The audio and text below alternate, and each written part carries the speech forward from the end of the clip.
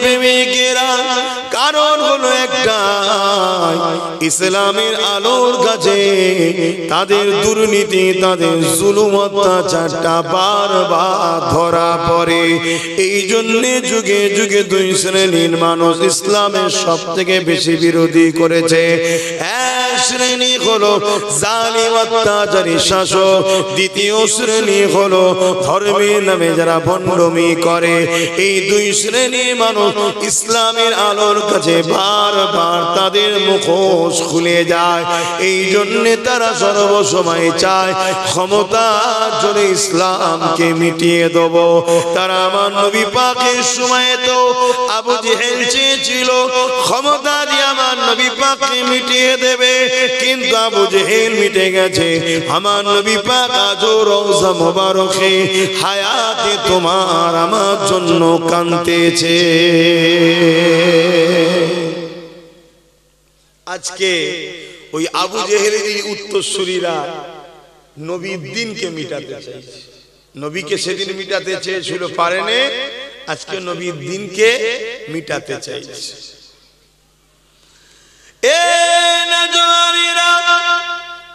আবু জেহেল কত দিক আমার নবীর উপরে জুলুম করেছে। আল্লাহ নবীকে মেরে দিবা, আল্লাহ নবীকে শহীদ করে দিবা, কত দিক দিয়ে ষড়যন্ত্র চালিয়েছে। কিতাবের মধ্যে পাওয়া যায় আমার নবী পাক যখন সিজদায় পড়ে যেতে, লা ইলাহা ইল্লাল্লাহ, নেই কোনো ইলাহা এক আল্লাহ ছাড়া, ওই এক আল্লাহ রব্বুল আলামিনে যখন সিজদায় আমার নবী পড়ে যেতে, আমার নবী পাককে কষ্ট দেবে, মেরে দেবার জন্য, জুলুম করার জন্য আমার নবী পাকের পিঠের উপরে পচা দুম্বার ভুঁড়ি পর্যন্ত চাপিয়ে দিত। এই যুবকের একদিন তো এত পচা দুম্বার ভুঁড়ি চাপিয়েছে, দয়ার নবী আমার পুরো ঢাকা পড়ে গেছে, নিঃশ্বাস নিতে পারছে না। হযরতে খাতুনে জান্নাত প্রতিদিন আব্বা জানের পিঠ থেকে দুম্বার ভুঁড়িগুলো নামিয়ে দেয়। এই দিনেতে রাসূলুল্লাহকে আর দেখা যাচ্ছে না, পুরো দুম্বার ভুঁড়ি চাপিয়ে দিয়েছে। আহা নবী আমার নিঃশ্বাস নিতে পারছে না। হযরতে খাতুনে জান্নাত আগে এসে, তখন তিনি ছোট ছিলেন, আব্বা জানের পিঠ থেকে এই পচা দুম্বার ভুঁড়িগুলোকে আস্তে আস্তে নামিয়ে দিল। আমার নবী পাক সিজদা থেকে মাথা তুললে,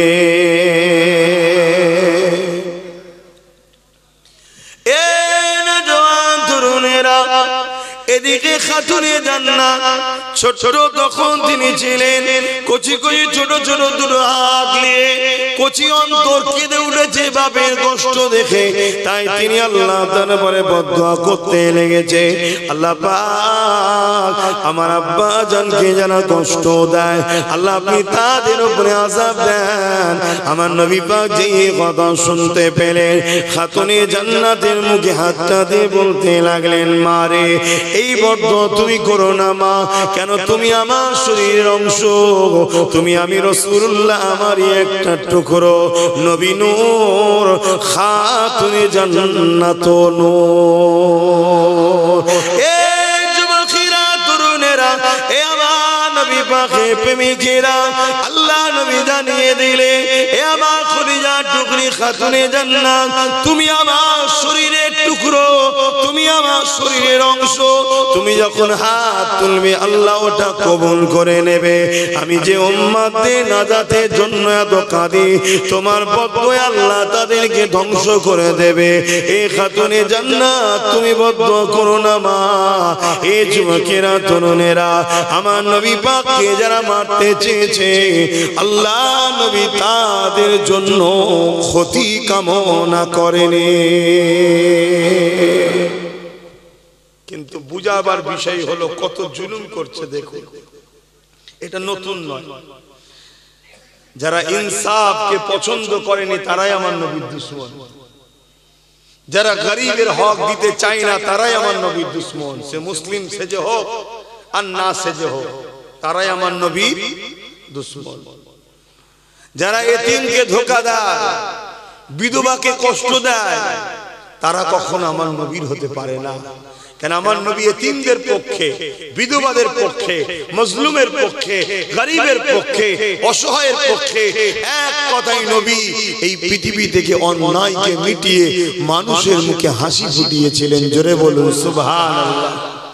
তাই যুগে যুগে অন্যায়কারী শাসকেরা আমার নবীর ইসলামকে মিটাবার চেষ্টা করেছে, নবীর বাণীকে মুছে দিবার চেষ্টা করেছে, কখনো মাহফিলকে নবীর বন্ধ করার চেষ্টা করেছে। আল্লাহ নবীর মাহফিলে যারা যাবে তাদেরকে মৃত্যুদণ্ড দেওয়া হবে, আবু জেহেল ঘোষণা করে দিল। আর আল্লাহ পাকের বড় কুদরত, বলুন আল্লাহু আকবার, একবার বলুন সবাই আল্লাহু আকবার। আল্লাহ বড়, মহান বড়, মহান বড়, তিনার থেকে তো বড় আর কেউ নেই। তিনার হিকমত বুঝাও বড় মুশকিল। যারাই বেশি বিরোধী করেছে হয় তাকে বা তাদের ঘর থেকেই আল্লাহ নবীর গোলাম বানিয়ে দিয়েছে। জোরে বলুন সুবহানাল্লাহ। আবু জেহেল ঘোষণা করে দিল মুহাম্মাদের কাছে যে যাবে সাল্লাল্লাহু আলাইহি সাল্লাম তাকে মৃত্যুদণ্ড দেওয়া হবে, সুলিতে চাপানো হবে। তখন সুলিতে চাপানো হতো, একটা ধারালা রড ছিল, পায়খানার রাস্তায় বসিয়ে দিত, মাথাতে বেরিয়ে যেত। এত কঠিন শাস্তি দেওয়া হতো তখন। সাহাবা হুজুরদেরকে অনেক এভাবে সুলিতে চেপিয়ে ওই জালিমরা শহীদ করেছে। আজকে জালিমরা যেমন আমাদের অনেক ভাইদের ঘরে গুলি করে করে মেরে দিচ্ছে, পিটিয়ে পিটিয়ে মেরে দিচ্ছে, তৎকালীন আবু জেহেলের লোকেরা ধরে ধরে সাহাবা হুজুরদের মেরে দিতেন। আহা, এটা নতুন নয়, চলে আসে। কিন্তু পার্থক্য একটা জায়গাতে হয়েছে, সেই পার্থক্যটাই আমি আজকে আপনাদের বুঝাবো। আল্লাহ নবী, নবী, দয়ার নবী সাহাবা হুজুরদের নিয়ে দিনের আলোচনা করতেছে। আবু জেহেল ঘোষণা করে দিল মুহাম্মদ রাসূলের কাছে যে যাবে তাকে মৃত্যুদণ্ড দেওয়া হয়ে যাবে।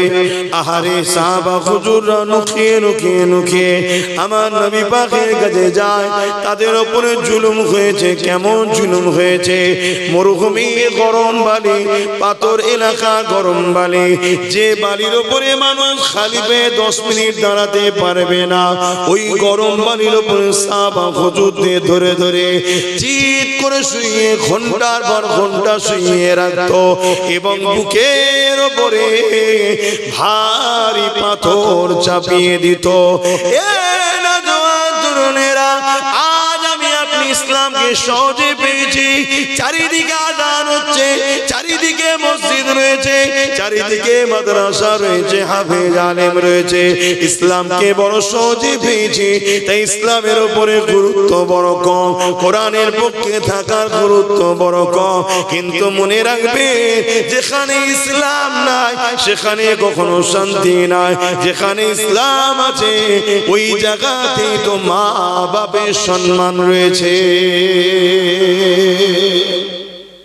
দেখুন না, যেখানে ইসলাম নাই সেখানে মা বাপ বেশিরভাগটা বৃদ্ধাশ্রমে, আর যেখানে ইসলাম আছে মানুষটা হয়তো ভ্যান চালিয়ে খায়, লেবারি করে খায়, দিন মজুরি করে খায়, ইমামতি করে খায়, পয়সা হয়তো কম হতে পারে, কিন্তু মাকে না দিয়ে নিজে খাই না কখনো। জোরে বলুন সুবহানাল্লাহ।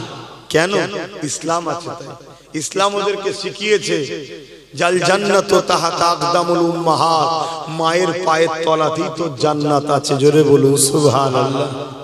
আর বাপ হলো জান্নাতের দরজা। জোরে বলুন সুবহানাল্লাহ। তাই ইসলামকে মুছে দিবার বিরাট প্ল্যান চলছে। কিন্তু এটা আপনাদেরকে বলে দিই, ইসলামকে মুছে দিবার কোন মায়া এমন সন্তান পয়দা করতে পারেনি আর পারবে না। কেন? ইসলামের হিফাজতের দায়িত্ব খোদ আল্লাহ নিয়েছে। জোরে বলুন সুবহানাল্লাহ। মুসলমান ছেলে মেয়েরা, তরুণেরা, তবে হ্যাঁ, যারা মুছতে গেছে তাদের মধ্যে থেকে আল্লাহ ইসলামের ঝান্ডা ধরাবার লোক তৈরি করে দিয়েছে। সেই বিষয়ে একটা কথা বলি শোনে। আবু জেহেল ইসলামের চরম দুশমন ছিল, আমার নবী পাকের চরম দুশমন ছিল।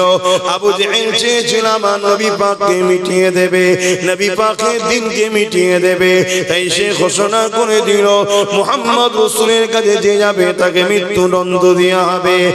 আর এদিকে 1 তারিখে আল্লাহ নবী এক রাস্তা দিয়ে হেঁটে যায়, অপর দিক থেকে আবু জেহেলের ছেলে ইকরামা হেঁটে হেঁটে লেগেছে। হঠাৎ করে ইকরামা আমার নবী পাকের চেহারার দিকে যখন নজর পড়েছে, আরে আমার নবী পাকের চেহারা তো সেই চেহারা যে চেহারার উপরে স্বয়ং আল্লাহ পাক নিজে কসম কেটেছে।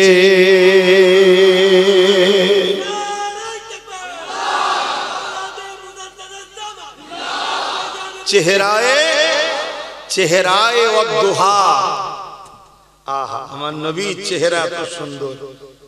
একদিন নবী মদিনার বাজারে গেছে, হুজুর পাক যেতেন, কে দু নম্বরই করছে না করছে, কে ভুল করছে না করছে, সব শিক্ষা দিবার জন্য, কারণ বিজনেসটাও তো শেখাতে হবে। দু নম্বর মাল দিচ্ছে কিনা, উপরে শুকনো ভেতরে ভিজে, এসব হয় তো এখন ইসলামে হারাম। কিছুক্ষণের জন্য এই ব্যবসায় বরকত হয় না, মানে লাভ দেখতে পেলেও কিন্তু বিরাট বড় ক্ষতিকে টেনে নিয়ে যাবে। দুটো রাস্তা একদম ব্রেনে ঢুকিয়ে নেয়। দুটো রাস্তা, তিনটে কোনো রাস্তা নেই, দুটো রাস্তা। একটা রাস্তায় চলা শুরু হয় শান্তিতে, আর শেষটা কষ্ট, যে কষ্ট শেষ নাই। আর একটা রাস্তা শুরু হচ্ছে কষ্টতে, কিছুটা চলার পরে শান্তি, যে শান্তির আর শেষ নাই। আপনি কোন রাস্তায় চলবেন আপনার ব্যাপার। কিছু বুঝলেন? একটা মানুষ প্রথম চান্সে পাহাড় থেকে নামছে, তারপরে আর একটা পাহাড়ে উঠতে হবে। আর একটু বুঝাচ্ছে আপনাকে। আর একটা মানুষ প্রথম চান্সে পাহাড়ে উঠছে, তারপরে নামতে হবে। অবশ্যই নামাটা আরাম, তাই তো নাকি? ওটাটাই তো কষ্ট। এই দুটো মানুষের মধ্যে গেনার কে? যে প্রথম পাহাড়ে উঠছে না, যে প্রথম পাহাড় থেকে নামছে। কিন্তু উভয়কেই একটা পাহাড় পার করতেই হবে, একটা থেকে নামতে হবে, এটা করতেই হবে উভয়, শর্ত। এবারে তুমি প্রথম পাহাড়ে উঠবে না প্রথম পাহাড় থেকে নামবে? বলো। যে চালাক হবে সে বলবে আমি প্রথম পাহাড়ে উঠে যাই, কেন এখন শরীর তবুও ঠিক আছে। নামতে গেলে একটু হলেও তো এনার্জি, ক্যালোরি লস হবে, তখন ওটা কিন্তু বড্ড ভারী হয়ে যাবে। ইসলামের রাস্তা হলো প্রথম পাহাড়ে উঠা, তারপরে নামা, অর্থাৎ শান্তি আর শান্তি। আর শয়তানের রাস্তা হলো প্রথমেই আরাম খোঁজে, নেবে পর পরে ভাবা যাবে খনি, কিন্তু তারপরে আর উঠতে। বুঝাতে পারছি? তিনটে কোন রাস্তা নেই, দুটো রাস্তা। যদি তোমার দুনিয়াবি জিন্দেগি কষ্টের হয়, আখিরাতে কল্যাণ। আর যদি দুনিয়াবি জিন্দেগি তোমার শান্তি হয়, আখিরাতে বরবাদ। কিন্তু বিচখানে একটা শর্ত হলো ঈমান। ঈমান নেই, কষ্ট করেছে দুনিয়ায়, ওর কোনো লাভ নেই। বুঝতে পারছেন তো? ঈমান হলো শর্ত। তো যাই হোক, আমি যে কথা বুঝাতে গিয়ে গেলাম, ইকরামা আমার নবী পাককে যেই দেখেছে, আমার নবী পাককে দেখে আর থাকতে পারে। আমার নবীকে এত সুন্দর দেখতে ছিলেন, জোরে বলুন সুবহানাল্লাহ। আরে ইউসুফ আলাইহিস সালাম তো আমার নবীর সৌন্দর্যের 10 ভাগের 1 ভাগ পেয়েছে। আমার নবীর সৌন্দর্যের 10 ভাগের 1 ভাগ ইউসুফ নবী পেয়েছে। এতে মিশরের নারীরা একবার শুধু দেখেছিল, ওই অবস্থায় আগুন কেটেছে, নিজেরা আগুন কাটছে, হুঁশ নাই।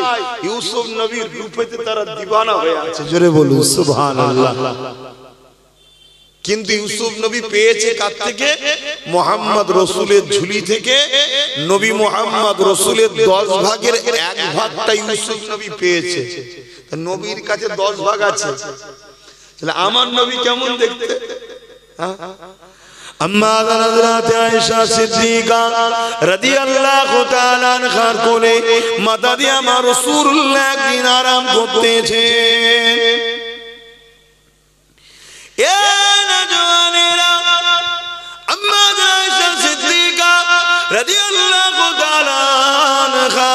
একবার আমার রাসূলুল্লাহ চেহারার দিকে তাকায়, আর একবার আসমানের চাঁদের দিকে তাকায়, একবার আমার নবী পাকের চেহারার দিকে তাকায়, আর একবার আকাশের চাঁদের দিকে তাকায়। আল্লাহ নবী বলতে লাগলেন, হে আয়েশা কি দেখছেন আপনি? ইয়া রাসূলুল্লাহ হাবিবাল্লাহ, আপনাকে দেখছি আর আকাশের চাঁদকে দেখতেছি। আমার রাসূলুল্লাহ বললেন, কি দেখছো আয়েশা? দেখে কি বুঝতে পারলে? ইয়া রাসূলুল্লাহ ইয়া হাবিবাল্লাহ, আকাশের চাঁদের দাগ আছে, কিন্তু আমার কোলের চাঁদের কোনো দাগ না। আমার নবীর তুলনা চাঁদের সঙ্গে হয় না, কিন্তু যে ভাষাটা না বললে আপনারা বুঝবেন না। কথা মাথায় ঢুকছে? কেন, চাঁদও আমার নবীর গোলাম। জোরে বলুন সুবহানাল্লাহ। তাই তো নবী ইশারা করেছিল, দুটুকরো হয়ে গেছে, গোলামির ইজহার করেছে। আমাদের ঘরেও গোলামি করতে গেলে গোলামির প্রমাণ দিতে হবে না? হবে না? কথা বলে। আল্লাহ রসুলের প্রেমের নাম শুধু হালুয়া রুটি খাবার নাম নয়। আল্লাহ রসুলের প্রেমের নাম কখনো গুলিও খেতে হতে পারে, কখনো জেলও খাটতে হতে পারে, কখনো অস্ত্রের আঘাতে দুটুকরো হয়ে যেতে হতে পারে। এটাই তো প্রকৃত প্রেমের নাম, যে আমি সব জায়গাতেই আল্লাহ রসুলের পক্ষে থাকবো। শুধু হালুয়া রুটি খাবার বেলায় আল্লাহ একবার না, গুলি খাবার বেলা তো আল্লাহ একবার বলবো, অস্ত্রের সামনে তো আল্লাহ একবার বলবো, স্লিম রোলার চলবে তাও আল্লাহ একবার বলবো। এ তো প্রকৃত প্রেমিক। আর শুধু খাবার বেলায় আল্লাহ একবার আর বাকি জায়গায় বলবেন না, এ তো স্বার্থপর। কি গো, ঠিক বলছি না? একে তো মুনাফিক বলা হয়। হ্যাঁ তো ভাইরা আমার, আমার নবী পাক সাল্লাল্লাহু আলাইহি সাল্লামকে ইকরামা দেখছে আর আমার নবী যাচ্ছে। আমার নবী এত সুন্দর দেখতেছিলেন, এই বিষয়টা বলতে গিয়ে মদিনার একটা ওয়াকিয়া মনে পড়েছে, এটা আপনাদের বলছি, শুনছেন তো সবাই? কেন আমি বলেছি, চারটে শক্তি জালিমদের কাছে বাঁচতে গেলে আমাদের একটা শক্তি দরকার, যে শক্তি সাহাবাদের ছিল, যে শক্তি যুগে যুগে ঈমানদারদের কাছে ছিল। ভাইরা, নওজোয়ান তরুণেরা, হে নবী পাকের প্রেমিকেরা, আবু জেহেলের ছেলে ইকরামা যখন আমার নবী পাককে দেখতে পেল, আর দূরে থাকতে পারল না। সম্পর্ক কিন্তু পাড়ার দিক দিয়ে ভাই ভাই হয়। কথা বুঝে আসছে না? ছুটেছে আল্লাহ নবীকে বুকে জড়িয়ে ধরলো ইকরামা। আবু জেহেলের ছেলে জড়িয়ে ধরেছে, কিন্তু কলেমা তখনও পড়েনি, ঈমান তখনও আনেনি। এই খবরটা আবু জেহেলের কাছে চলে গেল। আমাদের সরদার, তুমি আইন করেছো মুহাম্মদ রাসূলের কাছে যে যাবে তার জন্য মৃত্যুদণ্ড। আবু জেহেল বলল, হ্যাঁ আমি আইন করেছি, আর আমার আইনকে পাল্টাবে কে? আমার হাতে রাজ ক্ষমতা, আমি পাওয়ারে রয়েছি। এ যুবকেরা ওই সময় বলতে লাগলো, এই আইন কি সবার জন্য না বিশেষ বিশেষ লোকের জন্য হবে? আবু জেহেল বলতে লাগলো, না সবার জন্য। মক্কার যদি অন্য কোন সরদারও হয়, আমার নবীর কাছে যে যাবে তাকে মৃত্যুদণ্ড দেওয়া হবে।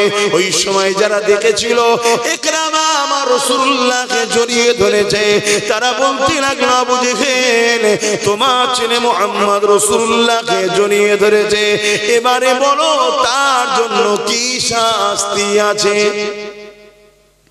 যা আবু জেহেলের একটা খসলত দেখেছি, ভালো বলবো না, দেখলাম আজকের আবু জেহেলদের থেকে একটু হলেও ঠিক আছে। শুনছেন তো নাকি? কি করেছিল আবু জেহেল? ছেলেকে ডেকে যায়, শুনছি নাকি এই ব্যাপার? বলছে, হ্যাঁ বাবা। আরে আমি বুঝতেই পারলাম না, হুজুরকে দেখার পরে কেমন যেন একটা হৃদয় ওনার জন্য ভাব ভালোবাসা এসে গেল, আমি গিয়ে ওনায় জড়িয়ে ধরে ফেললাম। আবু জেহেল বলছে, কিচ্ছু করার নেই, আমাকে লোক আর মানবে না যদি আইন ফাইসাল্লা না দিই। তুমি আমার ছেলে তো কি হয়েছে, যাও মৃত্যুদণ্ড ঘোষণা করলাম। আর আজকের জালিমরা কি করে? নিজের দলের লোক যাই করুক, যদি রেপও করে দেয়, কোটি কোটি টাকা খরচ করে উকিল লাগিয়ে তাকে ছাড়াবে, কিন্তু জালিমের বিরুদ্ধে বিচার। এ থেকে আবু জেহেল একটু হলেও ভালো ছিল। নাউজুবিল্লাহ, ভালো বলা ঠিক নয়, তারপরে এদের থেকে ভালো বলতে চাইছি। এখানে কি ভাষা উচ্চারণ করলে বুঝবেন আমি তো বুঝতে পারছি না। কথা বুঝে আসছে? দুই মন্দর মধ্যে তুলনামূলক কথা বুঝে। অথচ কিন্তু এরা আবু জেহেলের শিষ্য, কিন্তু এখন এরা আবু জেহেলকেও ওভারটেক করছে। কথা বুঝে আসছে? যেমন ফেরাউন আর শয়তানের একদিন আলোচনা হচ্ছে, বিশাল আলোচনা হতে হতে হঠাৎ দুই শয়তানে ঝগড়া লেগে গেছে। ফেরাউন এক শয়তান আর ইবলিস আর এক মেন শয়তান। ফেরাউন কিন্তু ইবলিসের শিষ্য। ফেরাউনকে ফেরাউন বানিয়েছে কে? ইবলিসই তো বানিয়েছে। কিন্তু ঝগড়া হতে হতে এমন জায়গায় পৌঁছে গেছে, ইবলিস দাঁড়িয়ে গিয়ে রেগে বলছে, এই ফেরাউন শোন, তুই আমার থেকেও বড় শয়তান। বলছে কি করে বললে? বলছে দেখ, তুই কে আমি আমার শিষ্য বানিয়েছি, কিন্তু তুই শিষ্য এখন নেই, তুই আমার গুরু হয়ে গেছিস। কি জন্যে? আমি যত বড়ই শয়তান হই না কেন, খোদা দাবি করার সাহস পাইনি, তুই এত বড় শয়তান নিজেকে খোদা বলেছিস। কথা বুঝে আসছে? তা ফেরাউন ইবলিসেরই চালা, কিন্তু শয়তানের দিকে ইবলিসকেও টপকে গেছে। তা আজকে যেসব জালিমগুলো রয়েছে, এরা সব আবু জেহেলেরই চালা, কিন্তু শয়তানের দিক দিয়ে আবু জেহেলকেও টপকে যাচ্ছে। ইকরামাকে আবু জেহেল আইন ঘোষণা করলো মৃত্যুদণ্ড। কিভাবে মৃত্যুদণ্ড দেওয়া হবে? যত ছেলে হয়তো লোক সমাজে কতল করলে, সর্দারের ছেলে কতল হচ্ছে, একটা সর্দারের মনে হচ্ছে মাথাটা হ্যাট হয়ে যাবে, এক কাজ করো, একে জঙ্গল খোঁজো, জঙ্গল খুঁজে ওই জঙ্গলে নিয়ে যে হাতে পায়ে দড়ি বেঁধে দেখে দাও, যাতে করে হিংস্র পশুরে একে ছিঁড়ে ছিঁড়ে খায়। বাপ ছেলেকে ফতোয়া দিচ্ছে, কি জন্যে? নবীকে জড়িয়ে ধরেছে, কলমা পড়ে নেই, আল্লাহ মানে নেই, মোহাম্মদ রসুলকেও মানে নেই, শুধু চম্বুক যেমন টেনে নেয়, হুজুরের প্রেমে ওকে টেনে নিয়েছে, যে ধরে ফেলেছে। শুনছেন? আজকেও যেমন সমাজে এমন বাপ আছে, তার ছেলে মদখোরের সঙ্গে মিশলে নিষেধ করে না, চোরের সঙ্গে মিশলে নিষেধ করে না, দুর্নীতিবাজদের সঙ্গে মিশলে নিষেধ করে না, ঘুষখোর অত্যাচারী শাসক প্রতারণাকারীদের সঙ্গে মিশলেও নিষেধ করে না। আমি নবীর গোলাম, আমার সাথে মিশলে নিষেধ করে, আব্বাসের সঙ্গে যাবি না। এমনও বাপ সমাজে আছে না? না। আচ্ছা, আপনাকে আবু জেহেল বলবো না, আল্লাহর কাছে দোয়া আছে আপনি হিদায়েত হন, বলুন আমিন। তো ভাইরা আমার, কিন্তু খসলত ওই দিকেই যাচ্ছে। সে আমার নবীকে জড়িয়ে ধরেছে, তার জন্য শাস্তি। আমার উপরে রাগ কেন? আমার উপরে রাগের পেছনে একটাই কারণ, আমি নবীর পক্ষে কথা বলি তাই, এবং হক কথা কোনো খুলে খুলে বলে দিই, কারো ডায়ে বায়ে মুখ দেখি না, এজন্যই তো রাগ। অন্য কিছু কারো ছেড়ে নিচ্ছি নাকি ভাই? তোমাদের কারো জমি ঝেড়েছি, তোমাদের কারো চাকরি ঝেড়েছি, তোমাদের কারো পদ ঝেড়েছি, তোমাদের কারো টাকা ঝেড়েছি, কারো সঙ্গে বিজনেস করতো চিটিংবাজি করে টাকা মেরে দিয়েছি, তার রাগটা কেন? একটাই কারণ, ইসলাম বলি, নবীর কথা খুলে খুলে বলে দিই, আজকে শাসকদের বুকে ব্যথা হয়। কথা বুঝে আসছে? তাই তারা কি করে? পিছনে লাগে। আর এমনও বাপ আছে, সেসব শাসকদের দরদি মানুষ, তার ছেলেরা আমার সঙ্গে মিশলে বাপেদের কষ্ট হয়। আব্বা একটু ভেবে চিন্তে কাজ করে, একটু ভেবে চিন্তে কাজ করে। আল্লাহ আপনার ছেলেকে হিদায়েত করুক, আপনি বাপ আপনাকে সম্মান করুক, আমি চাই। কেন আমার ভালোবাসার মানুষ বাপের বিরুদ্ধে হয়ে জাহান্নামে যাক, এটা আমি চাই না।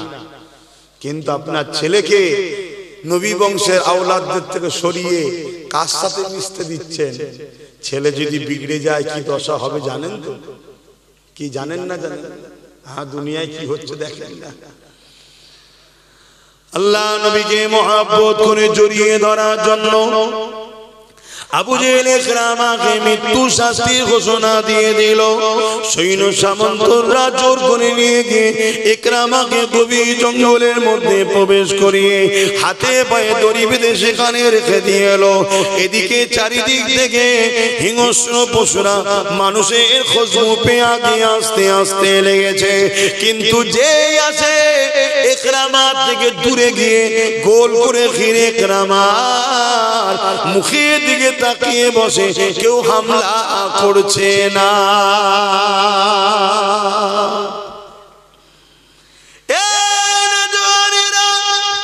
নিজেকে চিনতে শেখো, সিনার পাওয়ার বাড়াও। ইকরামা কিন্তু কলেমা পড়ে নে, ইকরামা আবু জেহেলের ছেলে, আল্লাহ মানে নে, নবী মানে নে, তথাপিও জঙ্গলে এসে গেছে। হিংস্র পশুগুলো আসতে লেগেছে, তাকে কিন্তু খেতে চাইছে না। গোল করে এসে ঘিরে বসে ইকরামার দিকে তাকিয়ে রয়েছে। ঠিক এমন সময় ইকরামা বলে উঠলো, হে আল্লাহ পাকের সৃষ্টি মখলুকেরা, কেন তোমরা আমাকে খাচ্ছ না? কেন তোমরা আমাকে কেন ভোগ করছো না? এই জঙ্গলের পশুরা হিংস্র পশুরা কেন তোমরা আমাকে খাচ্ছ না? এই জন্য কি জন্য খেতে লাগছো না? ওই সময় একরামার কথাতে যুবকেরা আল্লাহ তো তিনি যিনি সর্বশক্তিমান, ওই পশুদের মধ্যে থেকে একটা পশু বড় বাঘ ছিল, সে আগে আগে আগে আগে এসে ভিড় টেনে টেনে একরামার সামনে আগে এসে বলতে লেগেছে, একরামারে মানুষকে তো খেতে আমাদের বড় ভালো লাগে, মানুষের বস্তু তো আমাদের জন্য খাওয়া চলে, কিন্তু তোমাকে খেতে পারবো না, কেননা তোমার শরীর থেকে আল্লাহ নবীর খুশবু বাহির হচ্ছে। আরো জোরে বলুন সুবহান।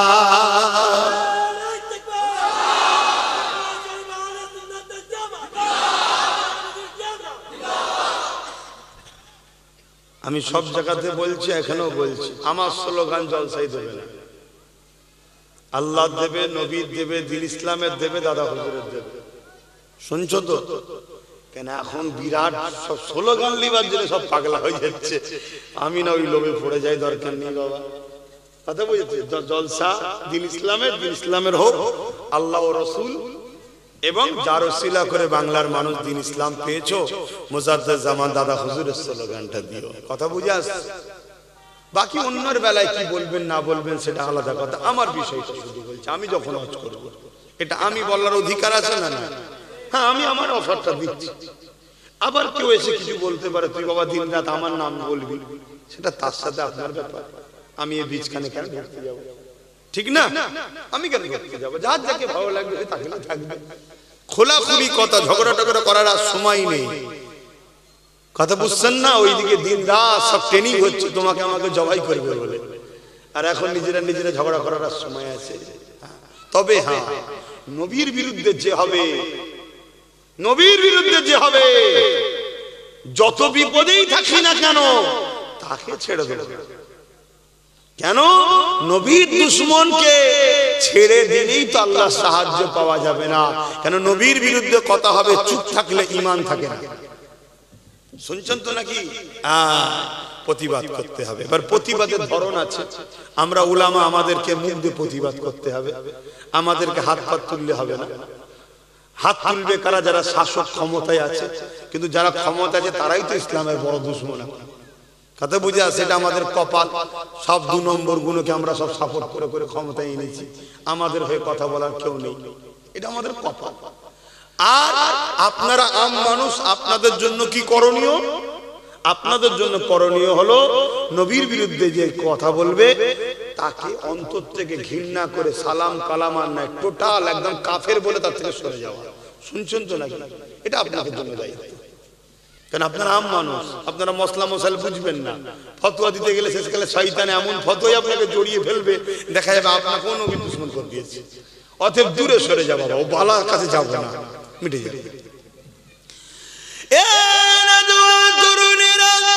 ইকরামাকে যখন এইভাবে ওই বাঘটা এসে বলতে লেগেছে, এ আল্লাহর বান্দারে, তোমাকে অবশ্যই খেয়ে নিতাম আমরা, কিন্তু তোমাকে আমরা খেতে পারবো না, তোমাকে খাওয়া আমাদের জন্য হারাম হয়ে গেছে। কেননা তোমার শরীর থেকে আল্লাহ নবীর খুশবু আসছে। ভেবে দেখো তো যুবকেরা, বাপেরা, মায়েরা, বোনেরা, যে ইকরামা কলেমা পড়েনি, আবু জেহেলের সন্তান হওয়ার পরও আমার নবী পাককে একবার জড়িয়ে ধরেছে, নবীর শরীরের খুশবু তার গায়ে লেগে গেছে। এর জন্য যদি জঙ্গলের বাঘ না খেতে পারে, যদি সত্যি তোমার আমার দিলে নবী থাকে, সত্যি যদি তোমার আমার দিলে আল্লাহ থাকে, সত্যি যদি তোমার আমার দিলে নবীর প্রেম ও আদব থাকে, তাহলে জঙ্গলের বাঘের কি ক্ষমতা আছে তোমাকে আমাকে খেতে পারবে? কথা বলছো না তো? ক্ষমতা কিন্তু কই, চলো না দেখি একবার ট্রাই করে, যাবে কেউ? হ্যাঁ, কেন কে ফেলবে? তাহলে স্বীকার করতে আমাদের সেই মহব্বত নেই যেটা মহব্বত রাখা দরকার, তাই তো নাকি? তাহলে সেই মহব্বত বাড়াও। কই খাইনি তো। আমার নদাদু জান, আপনারা যারা আমাকে ভাইজান বলেন, আপনাদেরও নদাদু যান আর মুরব্বী বাপেরা যারা আমাকে বাবাজি বলেন, সন্তানের মতো ভালোবাসেন, আপনাদের ন চাচা যান, ন হুজুর পীর কেবলা, এ যুবকেরা, তরুণেরা, বাপেরা, তিনি জঙ্গলে চলে গিয়েছিলেন ইবাদত করতে। অনেক বড় কথা, ইবাদতের পরে যখন জঙ্গল থেকে ফিরতে লেগেছে, এ যুবকেরা, আল্লাহ পাকের সৃষ্টি হিংস্র বাঘের পিঠে চেপে চেপে চেপে চেপে ফুরফুরা শরীফের জমিনে এসেছিলেন। আরো জোরে বলুন সুবহান। এই যুবকেরা, তরুণেরা, নাজমুস সাদাত, হুজুর পীর কেবলা, দাদা হুজুরের খুন, তাই নাই বলবেন বাঘের পিঠে চেপেছে? না না, শুধু তিনি নয়, চলে আসুন প্রতাপ চন্দ্র সেন, যিনি দাদা হুজুরের হাতে হাত দিয়ে ইমানের নূরে কালেমা পড়ার পরে সুফি আব্দুল মোমিন নাম হয়ে যায়। ওই আব্দুল মোমিন শেখ হুজুর যিনাকে বাকুলে হাওড়া জেলায় শুয়ে আছে, তিনাকে দাদা হুজুর বলেছিলেন, বাবা জঙ্গলে গিয়ে ইবাদত করো বাবা। ওই জঙ্গলে গিয়ে যখন ইবাদত করতে লাগলো, এই যুবকেরা যখন জঙ্গলের মধ্যে প্রবেশ করেছে, অপর দিক থেকে হিংস্র বাঘ আগিয়ে আসতে লেগেছে, গাল দিয়ে লালা ঝরতে লেগেছে। এমন সময় আব্দুল মোমিন বলতে লেগেছে, এই জঙ্গলে হিংস্র বাঘ, শুধু রেখে দাও, সর্বশক্তিমান হলো আল্লাহ, আল্লাহর বিনা হুকুমে তুমি আমাকে খেতে পারবে না। যদি আল্লাহ তোমার জন্য আমাকে রিজিক রাখে, অবশ্যই খেয়ে ফেলবে। তবে একটা কথা শোনো, আমি জঙ্গলে এমনি এমনি আসেনি, আমার পীর জামানার মুজাদ্দিদ আবু বকর সিদ্দিক আমাকে পাঠিয়েছে। এই কথাটা শোনার সাথে সাথে সুফি আব্দুল মোমিন সাহেবের কিতাব পড়ে দেখো, ওই বাঘটা পোষা বিড়ালের নাই। আব্দুল মোমিন সাহেব হুজুরের কাছে এসে গায়ে গা ঘষতে লেগেছে।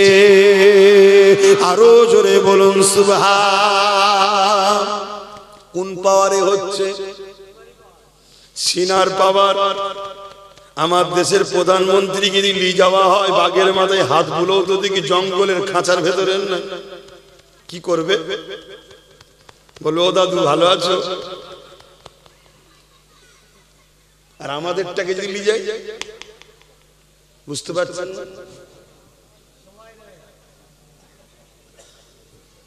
বলে তোর মতো ধান্দাবাজ দুটো থাকেন পৃথিবীতে, তুই যে কি চালাক, কিভাবে মোল্লা মুলি সাহেব গুলোকে টুপি পরিয়েছিস, হ্যাঁ, হুজুরদের ঘরেও কাচের করে নিয়েছিস, কি বলবে না বলবে না? হ্যাঁ, ও পারে না, এ পেরে গেছে, হুজুর টুজুর সব কিনে নিয়েছে, কি ভুল বলছি নাকি? তো বাঘ তো সেটাই বলবে, তোকে একটু ভালো করে দেখি তারপরে খাবো। আর যদি সত্যি কোন নবীর গোলামকে নিয়ে যাওয়া হয়, সত্যি আব্বাস হতে পেরেছে কি জানি না, যদি সত্যি হতে পারি আমিও চ্যালেঞ্জ দিয়ে বলছি, নবীর গোলাম যে হবে সত্যি, তাকে বাঘ খাবে না, তার কদমের কাছে মাথা রেখে দেবে। জোরে বলুন সুবহানাল্লাহ। 100% তার তো প্রমাণ দিই। আর একটা নেবেন, আর একটা প্রমাণ নেবেন।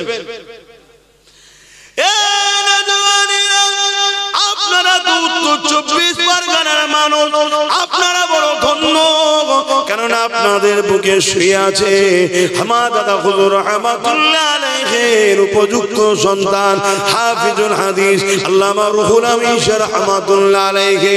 হুজুর যখন আমার দাদা পীরের সঙ্গে জলসায় যাচ্ছে, হুজুরের সঙ্গে যেতে লেগেছে, হঠাৎ করে সুন্দরবনের ভেতর দিয়ে যাচ্ছে, গ্রামে একটা জায়গায় যাবে, সুন্দরবনের ভেতর দিয়ে যেতে লেগেছে। তখন তো বাবার গাড়ি ঘোড়ার ব্যবস্থা ছিল না, গরুর গাড়ি করে যেতে লেগেছে।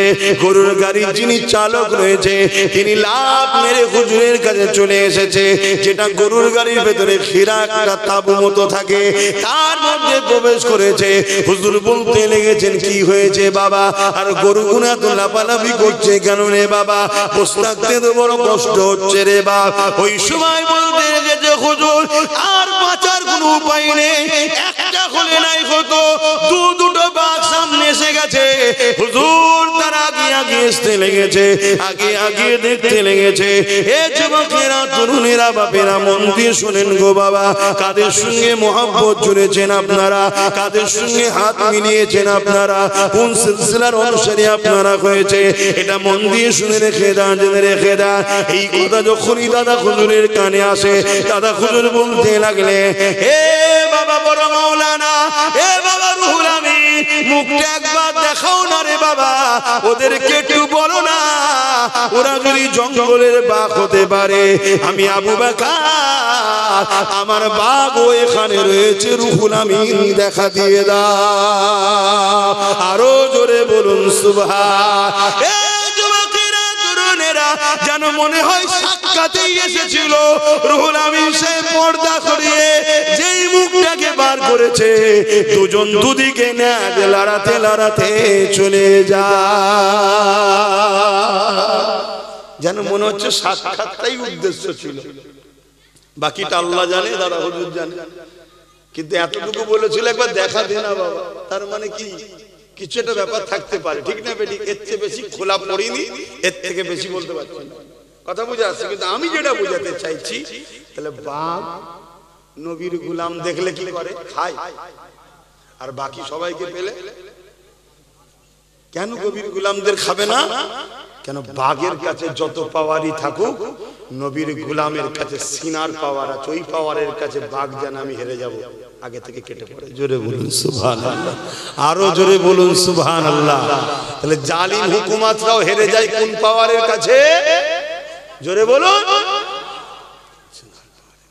এবারে আসুন মূল জায়গায়। এজন্য জালিমরা কোটি কোটি টাকা খরচ করে সমাজের বুকে বক্তা ছেড়েছে, আলেম ছেড়েছে, ইমাম ছেড়েছে, মুফতি মৌলানা ছেড়েছে। কারণ কি? তাদের কাজ হলো একটা, নামাজ দে, রোজা দে, দাড়ি দে, টুপি দে, শুধু সিনার পাওয়ারটা কেড়ে নেয়। কিছু বুঝাতে পারছি? কেন? জালিমরা জানে যুগে যুগে যতবারই লড়াই হয়েছে আমরা পরাজিত হয়েছি। কেননা ওদের অন্তরে, ওদের সিনায় যে পাওয়ার আছে, ওই পাওয়ারের কাছে আমাদের ম্যান পাওয়ার পরাজিত হয়েছে, ওই পাওয়ারের কাছে আমাদের মানি পাওয়ার পরাজিত হয়েছে, ওই পাওয়ারের কাছে আমাদের ম্যান্ডেট পাওয়ার পরাজিত হয়েছে, ওই পাওয়ারের কাছে আমাদের অস্ত্র পাওয়ার, মাসুল পাওয়ার পরাজিত হয়েছে। তাই এদেরকে মিটাতে গেলে এদের সিনার পাওয়ারটা বার করতে হবে। এদের সিনার পাওয়ার বার করতে পারবে কারা? এরা কাদেরকে ফলো করে? দেখ, এরা আলেমকে ফলো করে, ইমামকে ফলো করে, মুফতি ফলো করে, মৌলানা ফলো করে। তাই লুবি আলেম, লুবি মৌলানা, লুবি মুফতি বক্তাদেরকে খরিদ করো, সবাই নয়। তাই নবী বলেছেন উলামাদের মধ্যে দুটো দল আছে, খায়রুল উলামা, শাররুল উলামা। ভালো আলেম, খারাপ আলেম। ভালো আলেম কারা?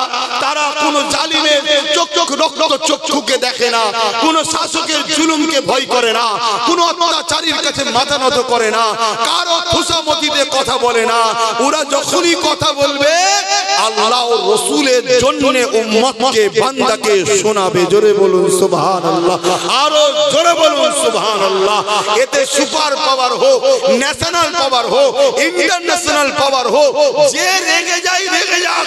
চোরকে চোর বলবে, খুনিকে খুনি বলবে, দালালকে দালাল বলবে, চিটিংবাজকে চিটিংবাজ বলবে, কাফেরকে কাফের বলবে, মুনাফিককে মুনাফিক বলবে। এটাই হলো আলেমে হাক্কানি, খায়রুল উলামাদের বৈশিষ্ট্য। জোরে বলুন সুবহানাল্লাহ, আরো চিৎকার দিয়ে বলুন সুবহানাল্লাহ। এদেরকেই নবী বলেছে এরা হলো আমার ওয়ারিস, এদেরকে যারা দেখবে আমি নবী দেখার নেকি পাবে। জোরে বলুন সুবহানাল্লাহ। জানেন তো হাদিস নাকি? আবার সমালোচনা হবে না তো? দেখবেন সাহাবারা প্রশ্ন করেছিলেন আমার নবীকে যে আপনাকে তো আমরা দেখতে পেয়েছি, আপনার উম্মত যারা আসবে দেখতে হবে না তো? আমার নবী বলেছিলেন আমার ওয়ারিসকে যারা দেখবে উলামায়ে হাক্কানি, আমি নবী দেখা যে নেকিটা হয়, যে ফজিলত, ওটা দিয়ে দেবে আল্লাহ। জোরে বলুন সুবহানাল্লাহ। তাহলে আলেম দুই ধরনের, আমাদেরকে আলেম ধরতে হবে না? হবে না? এই আলেম ছাড়া উম্মত কখনো বাঁচবে? কথা বলুন। কেন? উম্মতের জন্য নবী রেখে গেছে কাকে? ডাক্তারকে। জজকে, উকিলকে, ডিএমকে, প্রধানমন্ত্রী, সিএম, পিএম কাউকে রেখে গেছে আল উলামা ও ওয়ারাসাতুল আম্বিয়া, তোমরা আলেমে হাক্কানিদের ধরো। রাজনীতি করবে তোমার আলেমে হাক্কানি যেটা বলবে সেইভাবে করো। কি বলে অর্থনীতি ব্যবসা করবে আলেমে হাক্কানি যেভাবে বলবে সেভাবে করো। কারণ ইসলাম পূর্ণাঙ্গ, এটা অন্য ধর্ম নয়, ইসলাম কমপ্লিট। আমি অন্য কোনো ধর্মকে ছোট বড় করছি না, ইসলাম কমপ্লিট। এখানে ধর্মনীতি, সমাজনীতি, রাজনীতি, এডুকেশন নীতি, পরিবেশ নীতি, প্রতিবেশী নীতি, সম্প্রীতি নীতি, মানববন্ধন নীতি টোটালটা আছে। তুমি যেটাই করবে আলেমে হাক্কানি মুখ থেকে শুনে করো, কারণ আলেমে হাক্কানি যেটাই বলবে আমারও আল্লাহর কথা বলবে। জোরে বলুন সুবহানাল্লাহ। আর আলেমে হাক্কানি তারা কখনো গুস্তাগে রাসূলের পক্ষে থাকতে পারে না। আলেমে হাক্কানি কখনো মাদ্রাসার দুশমন, মসজিদের দুশমন, মিথ্যু, ঘুষখোর, চিটিংবাজ, মুসলমানদের খুনিদেরকে কখনো আলেমে হাক্কানি সাপোর্ট করতে জোরে বলে পারবে না। জোরে বলুন সুবহানাল্লাহ। আর দ্বিতীয় নম্বর রইল কি? শাররুল উলামা, মন্দ উলামা, খারাপ উলামা। তারা কারা? যারা কোরআন হাদিসের ইলম অর্জন করবে কিন্তু এই ইলমটাকে তাগুতি শক্তির কাছে অর্থের বিনিময়ে বিক্রি করবে। শুনছেন তো? না জানলে ধ্বংস হয়ে যাবে। মন দিয়ে শুনেন। হতভাগা আকবর তৎকালীন সময়ে এই শাররুল উলামাদের ঘরে খরিদ করেছিল। বড় বড় মুফতি, বড় বড় মাওলানা, কে মদিনা পড়াশোনা করেছে, কেউ মিশরে পড়াশোনা করেছে, তাদের ঘরে মোটা মোটা অঙ্কের টাকা দিয়ে হতভাগা আকবর কিনেছিল। কিনে তাদের দ্বারা দ্বীনে ইলাহি লিখিয়েছিল, কোরআনের বিরুদ্ধে কিতাব লিখিয়েছিল। আর মুজাদ্দিদ আল পেসানি এবং তার পক্ষে কিছু উলামা তারা ওই হতভাগা আকবর ও তাদের মুফতিদের বিরোধী করেছিল। এজন্য আকবর একদিন মুজাদ্দিদ আল পেসানি ও তিনার উলামাদের ঘরে মেরে ফেলার জন্য একটা ময়দানে দাওয়াত দিল, মেরে ফেলার জন্য, যুদ্ধ করার জন্য দাওয়াত দিল। কিন্তু মুজাদ্দিদ আল পেসানির সাথে গুটি কতক শুধু আলেম ছিল, আকবরের সাথে মিলিটারি ছিল, পুলিশ ছিল, ফোর্স ছিল, আর এই সব দুনিয়াদার হাজার হাজার মুফতি মাওলানা ছিল। কিন্তু আমার আল্লাহ ছিলেন মুজাদ্দিদ আল পেসানির পক্ষে। আর কোনো চিন্তা থাকবে? কি হতে পারে মনে হচ্ছে তো নাকি? কি হলো? লড়াই শুরু হলো। লড়াইয়ের আগে হুজুর দোয়া করলেন, আল্লাহ এই লড়াইয়ে যদি আপনি আমার না সাথ দেন তা আমার সাথে আছেন, আর কবে সাথ দেবেন? কথা বুঝছেন না? আল্লাহর পক্ষ থেকে তুফান এলো। ওই তুফানে হতভাগা আকবর ও তার মুফতি মাওলানা সব জাহান্নামে আল্লাহ নিয়ে গেল। মুজাদ্দিদ আল পেসানি ও তিনার উলামাদেরকে আল্লাহ হিফাজত করলেন। জোরে বলুন সুবহানাল্লাহ। তা আজও লড়াই হবে। দুই শ্রেণীর উলামা আছে।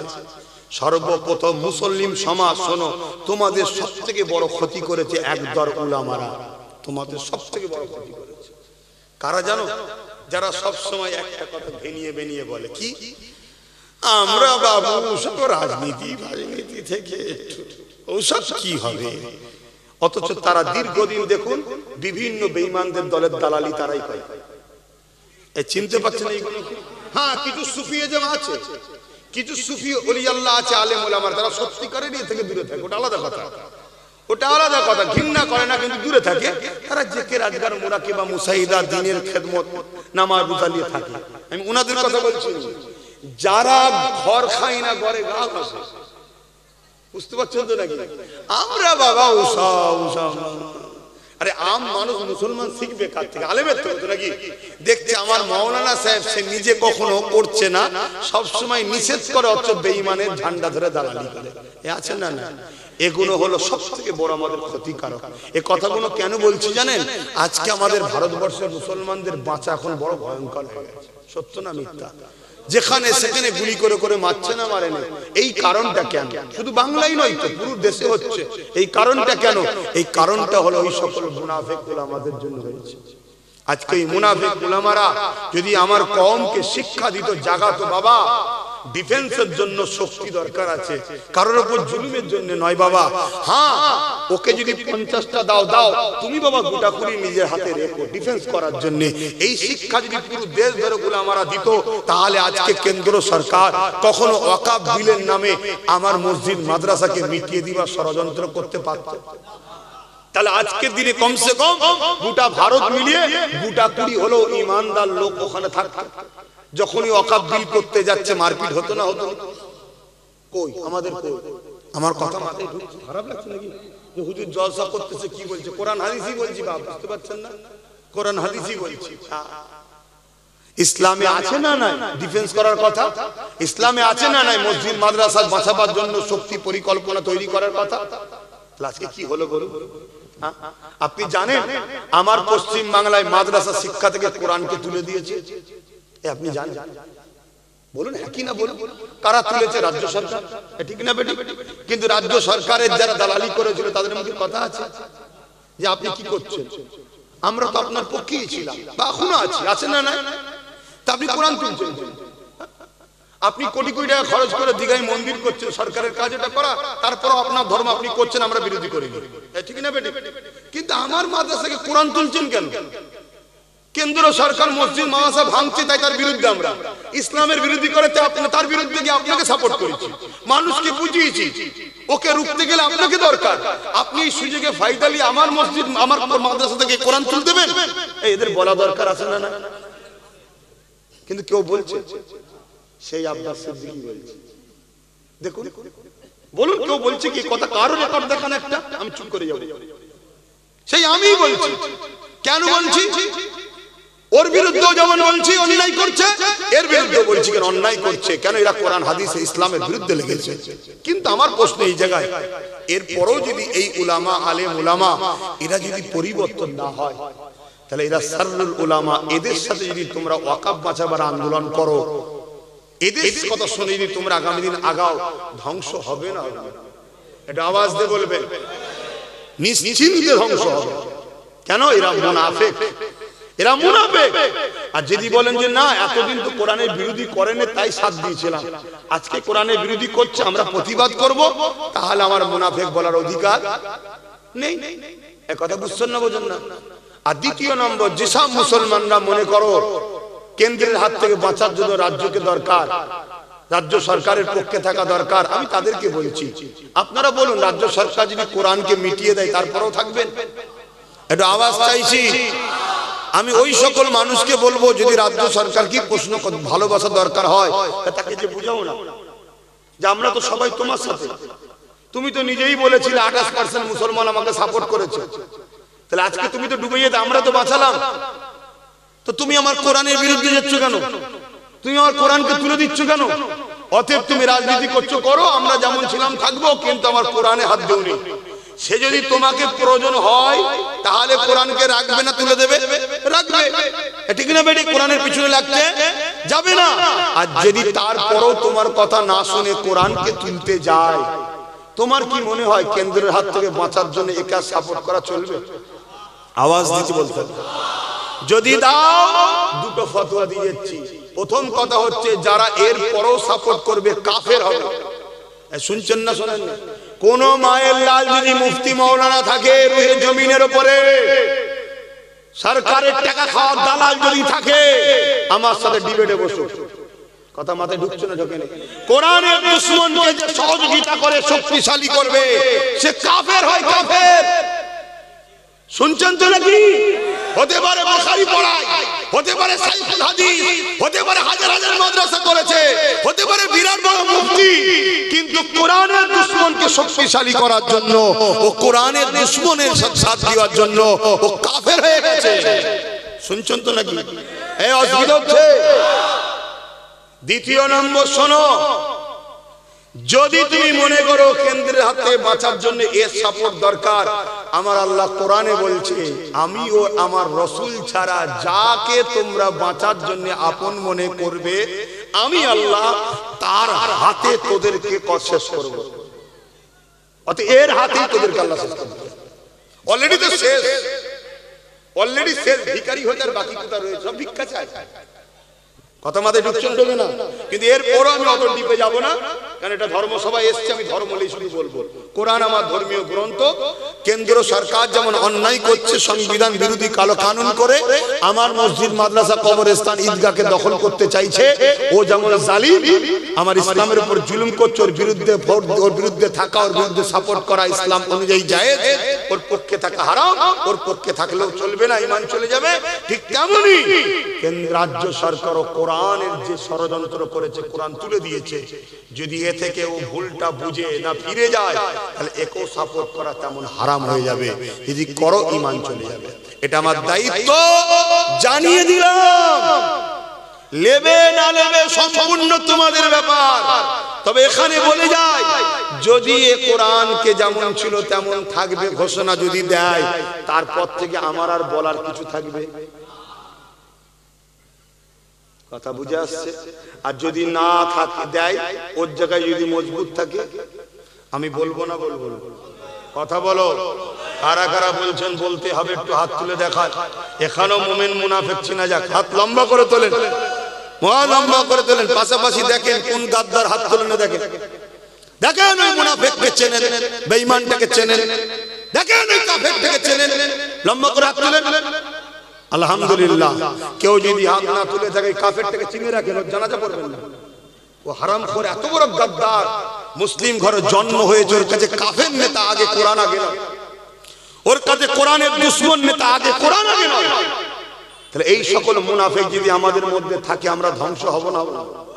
আজকে ধ্বংসের কারণটা বুঝতে পারছেন না? হুজুর কি হবে, হুজুর মেরে ফেলবে, হুজুর তুই তো এমনি মরে যাবি। সিনার শক্তি বাড়া, কোরআনের পক্ষে থাক, আল্লাহকে ভয় কর, নবীর প্রেম আদব রাখ। তো যত বড়ই শাসক হোক না কেন, তোর কিচ্ছু করতে পারবে না। আর যদি কোরআনের পক্ষে থাকার জন্য তোর যদি মরণ হয়, তে মরণ তো খুব কম লোকই পায়। এ তো নসিবওয়ালা মরণ। তুই এমনিতে একদিন একদিন মরবি, মরবে না? মরবে না? এই আমি সারা জীবন বেঁচে থাকবো, আমার মরণ হবে না? এই কোরআনের পক্ষে থাকার জন্য মরণ হয়, আমার মরণটা নসিবওয়ালা মরণ। আমি মরতে দেরি, জান বেরোতে দেরি, আগে জান্নাত দেখে নেবো। জোরে বলুন সুবহানাল্লাহ। হে যুবক, আল্লাহ ছাড়া কাউকে কখনো ভয় করবে না। হকের পক্ষে থাকো, হকের পক্ষে থাকো। কারোর উপরে জুলুম যেমন করবে না, কারোর উপরে জুলুম যেমন করবে না, জালিম সাথও দেবে না। আর আল্লাহ ছাড়া কাউকে ভয়, জোরে বলো, করবে না। এটা মাথায় রাখবে। আর যদি না রাখতে পারো, মনে রাখবে দুনিয়ায় তো গোলাম হয়েছো, আগামী দিন দেখো না আরো কি হয়। আগামী দিন দেখো আরো কত দুর্দশা হয়, দেখো না। যেখানে সেখানে পিটিয়ে পিটিয়ে মেরে দিচ্ছে মুসলমানগুলোকে ধরে ধরে। 80 বছর 70 বছরের মুরব্বী বাপকে ধরে দাঁড়ি ধরে মারছে, আর বলছে বল বল জয় শ্রীরাম বল, বলে মারছে না, মারে না। সেদিন দেখলাম বাচ্চা বাচ্চা ছেলেগুলোকে মারছে। আগামীতে আরো কিছু হয়, দেখো না। কারো মাথায় যদি ঢোকে, ওই ভয়েতেই তো আমরা রয়েছি, ওই ভয়েতেই তো আমরা চাইছি ইনি থাক উনি যাক। কেন আমার বাংলাতে হয়নি? বাংলাতে হয়নি? বারাইপুরে কি হলো, মালদায় কি হলো, মুর্শিদাবাদে কি হচ্ছে অলরেডি? কথা মাথায় ঢুকছে? আরে বাবা, অনেক বেজে গেছে, আমার খেয়ালই নেই। তো যাক, এই 5-10 মিনিট কেন্দ্র সরকারের ওয়াকফ বিল আর রাজ্য সরকারের কোরআন বিরোধিতার বিষয়ে দুকাচ্চার কথা বললাম। অসুবিধা হলো? অসুবিধা হলো? অসুবিধা যদি হয়, আমি যেখানে জলসায় যাব আসবেন না। কথা বুঝছেন না? বুঝবেন না? জলসা কমিটি যদি অসুবিধা হয়, আমাকে দাওয়াত করবেন না। আরে আমাকে দাওয়াত করতে গেলে টার্গেট হতে হয়, আমাকে দাওয়াত করতে গেলে কেস খেতে হয়, আমাকে দাওয়াত করতে গেলে কোর্ট থেকে পারমিশন করতে হয়, আমাকে দাওয়াত করতে গেলে কত জুলুম হয়, আমাকে দাওয়াত করতে গেলে কাজ বন্ধ হয়ে যায়, আমাকে দাওয়াত করতে গেলে তার কারবার নষ্ট হয়, আমার জলসায় এলে টোটো বন্ধ হয়ে যায়, আমার জলসায় গেলে ঘর পাই না, আমার জলসায় এলে কত জুলুম হয়। তারপরও আল্লাহকে সাক্ষী রেখে বলছি, অহংকার নয়, যেখানেই যাই আল্লাহ শুকর, আল্লাহ শুকর, আমার নবীর গোলামদের সংখ্যা অন্যদের থেকে অনেক বেশি হয়। জোরে বলুন সুবহানাল্লাহ, আরো জোরে বলুন সুবহানাল্লাহ। এ থেকে বোঝা যাচ্ছে জালিম যত বড় হোক না কেন, ইনা সিনার পাওয়ারের লোকের সংখ্যা এখনো বেশি আছে। জোরে বলুন সুবহানাল্লাহ, আরো জোরে বলুন সুবহানাল্লাহ। শুধু এদেরকে ঠেকিয়ে রাখা হয়েছে, ঠেকিয়ে আছে, কিন্তু আগামী দিন আর ঠেকিয়ে রাখা যাবে না। প্রয়োজন হয় কোরআন দিন ইসলামের জন্য যুদ্ধ করতে হবে। রাজি আছেন? হাত তুলে বলুন রাজি আছেন? নারে তাকবীর, নারে তাকবীর। এত বড় ওপেন কথা বলে যাচ্ছি, কালকে কারো মনে হয় হুজুর ইনি তো কি কথা বলছে, যুদ্ধ করতে হবে। 100 বার বলছি করতে হবে। গদি মিডিয়া যদি নিয়ে হই হই করে আমার বয়ে গেছে। শুনছেন না? শুনলেন?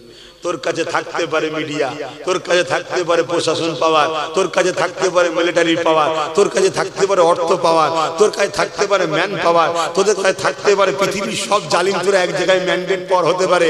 আর এই সব কোনো মূল্য নেই নবীর গোলামদের কাছে। এই ঠিক বলছি না ভুল বলছি? আমরা বলবো আল্লাহ আপনি তো আছেন। জোরে বলুন সুবহানাল্লাহ। এই আল্লাহ আছে বললে হবে, অসুবিধা আছে নাকি? এই আল্লাহ আছে না নাই? এই বিষয়ে ছোট্ট একটা কথা বলে বিদায় লব। আমার ছাড়তে মন যাচ্ছে না, কিন্তু আমার বসিরহাট হুজুরের আওলাদ উনিও তো আসবেন, উনি আলোচনা করবেন। এখন নামাজ হবে না? উনি আলোচনা করবেন, নামাজ হবে, তারপরে আসবে। সব সময় দিতে হবে। কিন্তু এই কথাটা একটু বলে দিই, আমাদের যুবকগুলো বড্ড ঝিমিয়ে যাচ্ছে। এদের ঘরে ঝিমানো হয়েছে, এদের ঘরে গু গোবর খাওয়ানো হচ্ছে। খারাপ লাগছে আমার কথা? হ্যাঁ, এদের ঘরে মোড়া মুরগি খাওয়াচ্ছে, ফ্রিতে সুদের টাকা ঘুষের টাকা। আমার তো ডাউট হয় এই যে সব কিনছে পয়সা দিয়ে, ইমাম বলুন পিছে, এই টাকাতে আমার সন্দেহ আছে। কারণ ইমানদার অন্যায় দেখলে নবীও আল্লাহর পক্ষে কথা বলবে না, হতে পারে? এদের ঘরে খাইয়ে দিচ্ছে, তাই এরা কথা আর বলতে পারছে না। এই কথা বুঝছেন না? কাল আব্বাস সিদ্দিকী ঠিক ছিল, আপনি আব্বাস সিদ্দিকী জিন্দাবাদ বলেছেন। আজ যদি আমি কোরআনের দুশমন হয়ে যাই, আজ জিন্দাবাদ বলা যাবে? এখনো তো কথা বলা দরকার। মাদ্রাসা থেকে ধরে ধরে চলে যাচ্ছে, বলছে জঙ্গি। এই বলি সাহেব, তোমার তো কালকে তোমার পালা। হে মাওলানা, কালকে তো তোমার পালা। আমার কথা খারাপ লাগছে? আমি একটু ভাষা খারাপ না, কি করবো, বুকের ব্যথালে বলছি। হে হুজুর, কালকে তোমার পালা আসছে। তোমার সঙ্গে পাকিস্তানের হাত আছে বলবে, ISIS এর হাত আছে, তুললি যা নিয়েছে 10 বছর পরে বলবে না আমাদের একটু ভুল হয়ে গেছে, সন্দেহ করেছিলাম ভুল। আর অথচ বোম রেল লাইনে দিচ্ছে ভিডিও। কথা বুঝাচ্ছে? তুই কি করছিস? কি করছিস? রেল লাইনে বোম পুরো দিচ্ছে, তাই দেখেছেন তো নাকি? তাকে ধরলো, পরের দিন জামিন হয়ে গেল। কোন ইনভেস্টিগেশন নাই, কোন তদন্ত নাই। চিন্তা করুন, বুঝতে হবে কিসের জোরে এগুলো সব হচ্ছে। রাজ ক্ষমতা কিসের জোরে?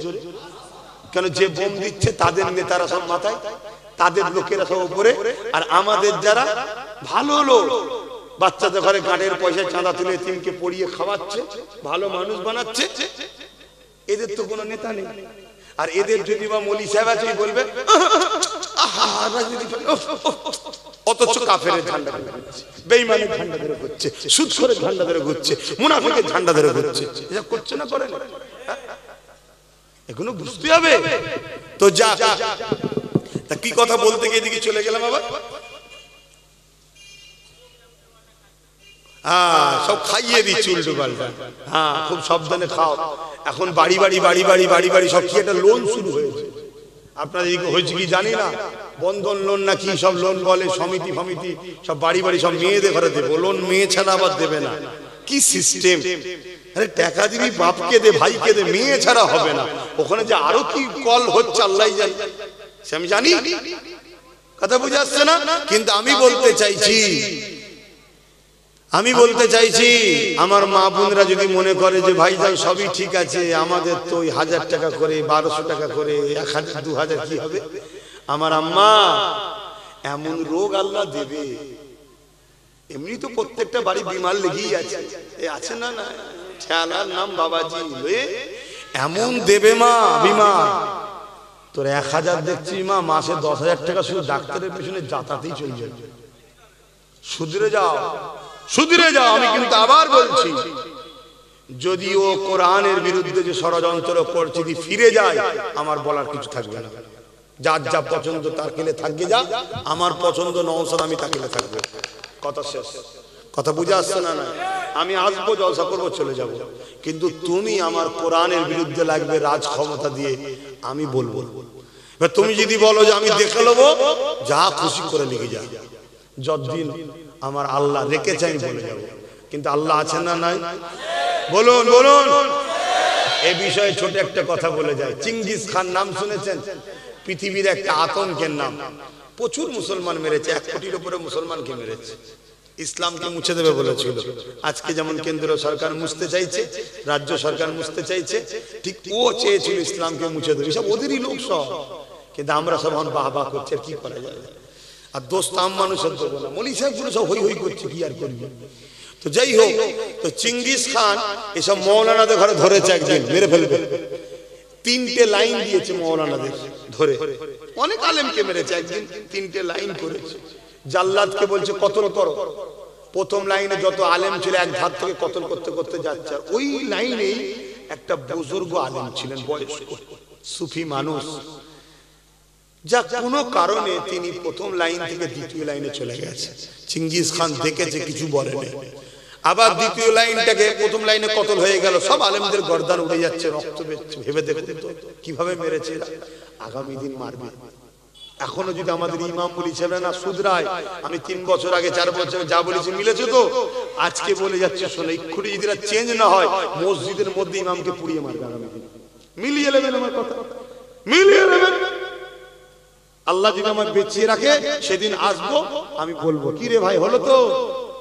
আর যদি এক্ষুনি ওরা পুরো রোড চেঞ্জ করে, আল্লাহ বেঁচিয়ে দেবে। 3000 পাই, 10,000 আমি দেবো। কথা মাথায় ঢুকছে না? ঢোকে না? 10,000 দেবো, মাইকে বলে। কিন্তু রাস্তা চেঞ্জ কর, নবীর দুশমনদের সঙ্গে নয়। নবীর দুশমনি করবে না, চলো মিলেমিশে থাকবো, আলাদা কথা।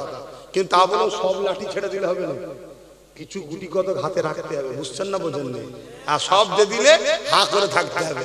ও আর ওর ছেলে সালা সালি সব ঘুরে বেড়াবে, আর আমার ছেলে গাল হা করে বসে থাকবে। কিছু লাঠি হাতে রাখতে হয় বাপ।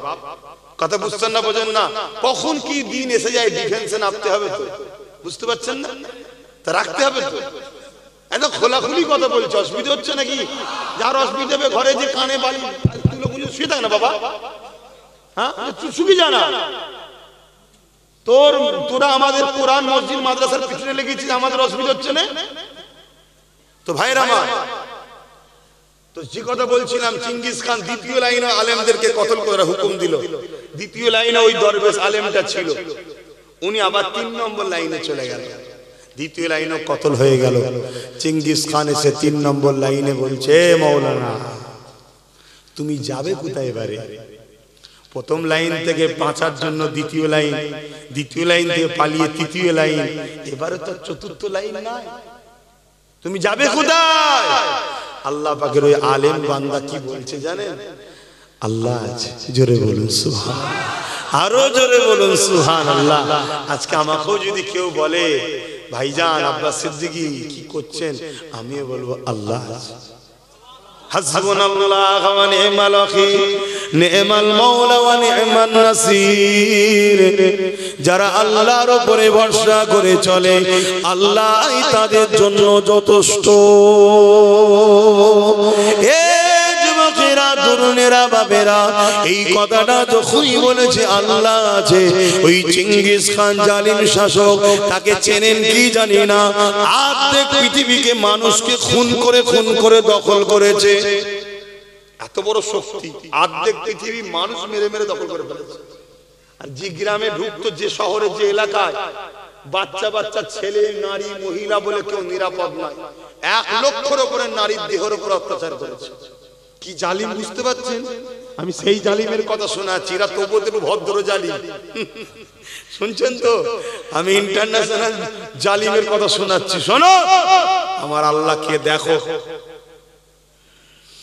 এই যুবকেরা, চিঙ্গিস খানের সামনে যখনই বলেছে আল্লাহ আছে, চিঙ্গিস খান রেগে গিয়ে জাল্লাদকে বলল, এই দরবেশ মুরব্বির গর্দানটাকে ঘোড়া যেই মুখ দিয়ে বেরিয়েছে, ঘোড়া হঠাৎ করে লাফাতে শুরু করেছে। এমন লাফাতে লেগেছে, আর সবার মনটা ওই চিঙ্গিস খানের ঘোড়ার দিকে চলে গেছে। এই সময় ঘোড়া এবারে ছোটা শুরু করেছে। এই যুবকেরা, তরুণেরা, বাবেরা, চেঙ্গিস খান হাজারো চেষ্টা করছে রুকার জন্য, রুখতে পারছে না। কখনো ডান দিকে লাফায়, কখনো বাঁ দিকে লাফায়, বিভৎসভাবে সিস্টেমের বাইরে গিয়ে ঘোড়া ছুটতে লেগেছে। এই চেঙ্গিস খান ঘোড়াকে রুখতে পারছে না। হঠাৎ করে ঘোড়ার পিঠ থেকে পড়ে গেল, কিন্তু একটা পা ঘোড়ার যেখানে পা রাখে ওই পায়েতে জড়িয়ে গেল। তাহলে ঘোড়ার সাথে এবারে ঝুলে ঝুলে ছুটতে লেগেছে। একবারে পাথরে মাথা লাগে, একবার ওই পাথরে লাগে, একবার এখানে লাগে মাথার খিন বেরিয়ে যায়, ওখানে লাগে মাথার আর একটা খুলি ছিটকে বেরিয়ে যায়। এভাবে ভাঙতে ভাঙতে ক্ষীণ গুণ বেরোতে বেরোতে চেঙ্গিস খান যতক্ষণ না মরেছে ওই ঘোড়াটা ততক্ষণ পর্যন্ত দাঁড়ায়নি। শুনছেন? যুবক শুনছো? সেই আল্লাহ আমাদের আছে না নাই? আচ্ছা, আমি কোরআনের পক্ষে কথা বললাম আমার জন্য না আল্লাহর জন্য? মসজিদ মাদ্রাসার জন্য কথা বললাম আমার জন্য আল্লাহর জন্য? তা আমিও বলছি আল্লাহ আছে। কেউ যদি সাহস যে ক্ষমতার পাওয়ার দেখাতে যায়, আল্লাহ একে প্লেন থেকে ফেলে মেরে দেবে। শুনছেন না? শুনুন, দেখা যাবে একটা ডানা ভেঙে গেছে, ধোঁ বেরোচ্ছে, নিয়ে যে কোন পাহাড়ে যে গ্রাম ঝাড়বে একদম ঠিকঠাক। ভুল বলছি? বলো ভুল বললো? হ্যাঁ, তুই তোর জায়গায় থাকি যা বাবা। তুই কি ধর্ম করবি, কি স্লোগান দিবি, তুই কি মন্দির করবি, কি গির্জা করবি, কি করবি, তোর যা ভাল লাগছে করবে যা বাবা। আর তোকে কে সাথ দেবে না দেবে তাকে থাকবে যা বাবা। তুই আমার মসজিদ মাদ্রাসা কোরআনে হাত দিবি না। আমার কথা বলা ভুল হচ্ছে কিন্তু আর বলবো না, উসপাস উসপাস করছে, চলে যেতে হবে। একটু সালাম দি, ইয়া নবী।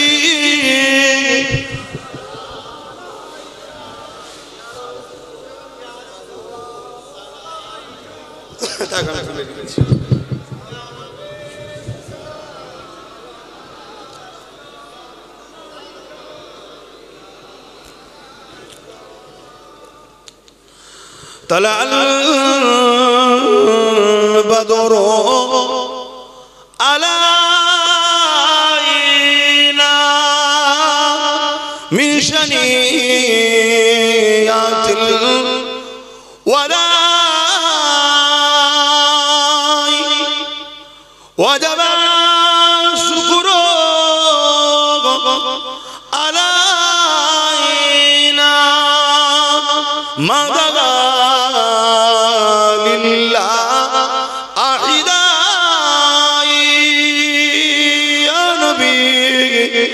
سلام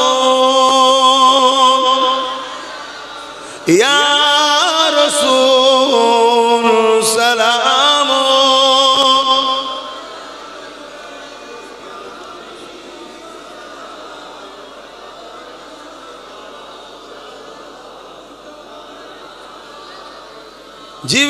জিবরাইল দিলে যে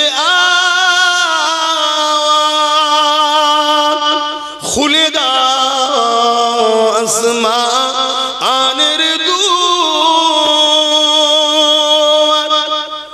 এসেছেন নবী ঈদের সরদার, করিতে আল্লাহ আরো দিদার। নবী সালাম ইয়া রাসূল সালাম ইয়া হাবিব